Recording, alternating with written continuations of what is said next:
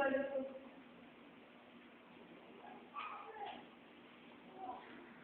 Ramon, namatay ako ngayon. Kamay ganito na ako inaasahan. Akala ko ang kamatayan ay dadalhin ako sa isang lugar na makulang. Iba ang lugar na ito. Malino ang lahat ng nangyayari. Totoong-totoo, kaysa aking buhay sa mundo. Ako ay nakapag-isip, nakapagsalita, at matalas ng aking pakiramdam. Pagkatapos na aksidente, nakita ko na humiwalay ang aking espiritu mula sa aking katawan. Napakahirap unawain, pero totoo. Una, nakaligo ako ng mga tingin. Para inayasin lang lahat. Akala ko pa nga isinasawag mo ako. Pero sa isang bigla, ako pala ay nasa isang bigla na parang magpapanisito.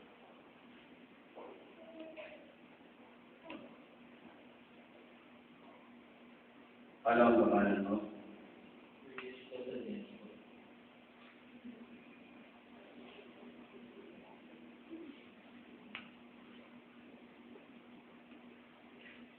Wala ang pangalan mo dito.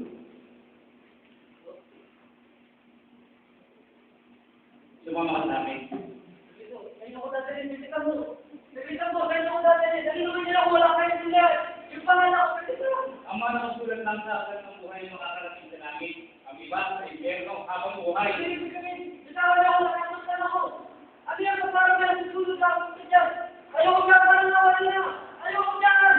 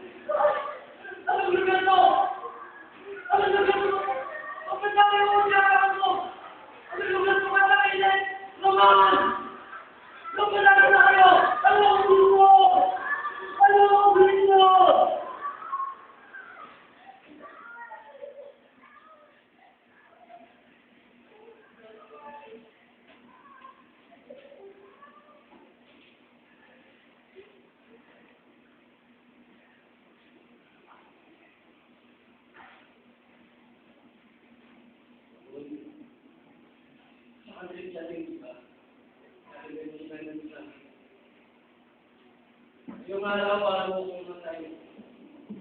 Dahil tatlong beses itong narinig natin kung bakit mahalaga maging Kristiyano. Una, narinig ko natin ang professor natin.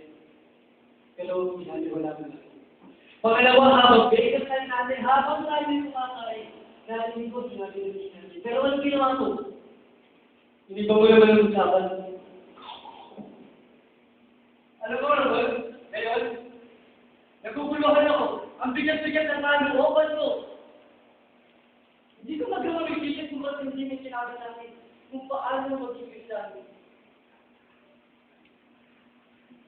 Sabi mo, kaibigan kita. Sabi mo, nagkakalagi para sa akin. Sinabi mo, hindi mo ako mapapayaan at higit na lahat naman. Sinabi mo, wala akong pinipili. Nakapilipilin. Pero bakit ganun? Bakit ganun? Hindi ko nagawang pag-ibig sa akin. Hindi ko nagawang pag-ibig sa akin. Ang tungkol, kaya yun. Hindi ko nagawang pag-ibig sa akin. Ang buwan, nagkali para na ako pag-ibigay. Dahil ako naman, hindi naman nagkali. Sana nalaman ko. Kung paano makaiwan, makaiwan sa lugar na to. Kung tawagin nila, nalaman naman po. Laman naman po. Akala ko pag namatay ako kapuntaan lahat sa buhay ng tao.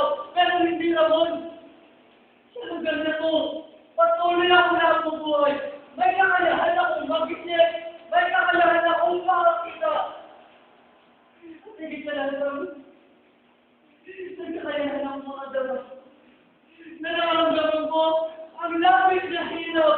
Nararamdaman ko, ang apoy. Kasi tumutukot sa aking katawan. Pero alam mo naman hindi. Naghihirap ako. Nagdurusa ako na meron siyang tatanungan.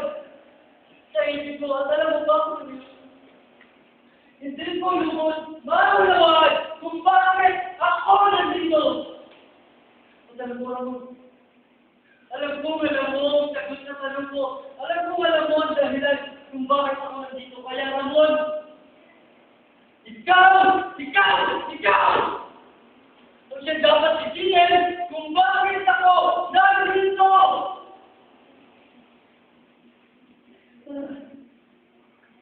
Sabi mo kaibigan kita. Dahil hindi mo lang ako sabihin sa akin kung kagayon. Sana nandito ka! Sana nandito ka!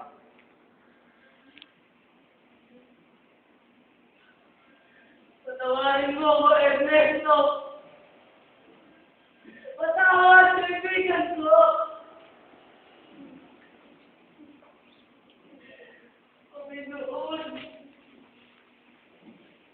Panginoon, patawarin mo nito ako! Nang dahil sa akin, ay may sakalan magkawala. Panginoon, patawarin mo nito ako! Huwag mo kong istorbuhin. Ayoko ng responsibilidad na ibahagi ang salita ng Diyos. Marami akong trabaho. May mas mahalagang bagay pa ako dapat unahin. Huwag mo kong utusan na ibahagi sa mga kaibigan at katrabaho ko si Kristo. Nakakahiya. Meron na silang sariling religiyon. Wala akong panahong baguhin ang isip nila. Baka magalit sila. Natakot ako. Ito ba ang iyong dahilan kung bakit di mo maibahagi ang pagmamahal ng Diyos? Panahon na para mag-isip ka, kapatid. Tinawag ka ba para lang matakot o mahiya? Tinawag tayo upang magmahal ng ating kapwa. Huwag mo nang hintayin na mamatay ang mga mahal mo. Ibahagi ito siya sa kanila ngayon. Baka mamatay sila at biglang marinig ang tinig nila na nagmamakaawa, tumataing at sumisigaw mula sa lugar na yun na kung tawagin ay impyerno.